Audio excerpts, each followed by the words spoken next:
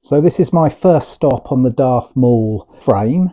I've built up with a black border, just plates, and then I've overlaid that with some triangular wing parts in red to give it something extra. I'm trying to match his face, if you like, so that's the inspiration for this frame, his facial pattern. As you can see, it is really thin. It's just plates that are built up all the way around the edge, and then the triangular bits keep the packet in. This one's he's actually inside the packet, so it's quite bubbly, if you like. I probably will open it and use him on the actual thing, or actually use another Darth Maul and another empty packet, depends what I've got. So yeah, I've got a hole in the back, but that doesn't matter. I can either fill it in or leave it, because when it's standing somewhere you won't notice. So I intend to add more bits of red, bits of black, and some nice detail, some final bits, just to give it something to make it really pop. And then yeah, you can make up your own mind if you think I've done a good job on the frame for Darth Maul. So yeah, let's see what the final product looks like in a minute. Kenobi! Right, now that my bad attempt at a Darth Maul voice from Rebels is out the way, I shall tell you about this little frame I made for the foil bag that come on the front of one of the magazines. Okay, so yes, I showed you a bit earlier the first steps and how I was influenced by the facial markings of Darth Maul, and I think it's come out pretty good. So the horns I had that in mind right from the beginning. Well, I had two options. I had the dagger type element, and it just looked a bit puny.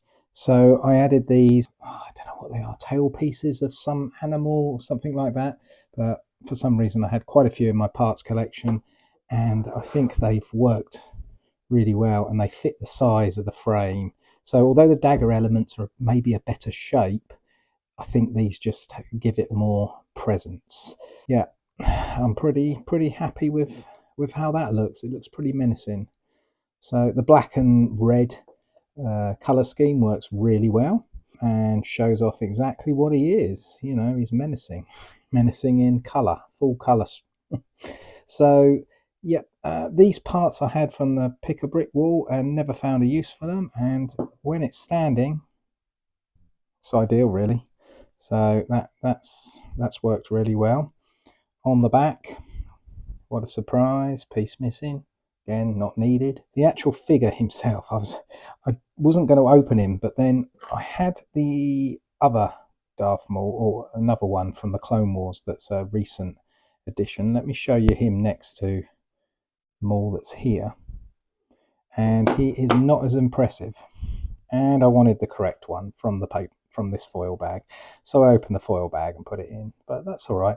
I really like this actual Darth Maul that comes in this foil bag, and I looked him up on Bricklink, and apparently he only comes in this foil bag. He's an exclusive. So I wasn't expecting that, to be honest. But the silver markings on his legs are absolutely brilliant, and his waistband, and showing off a part of his colourful chest there. So he's an impressive figure for sure.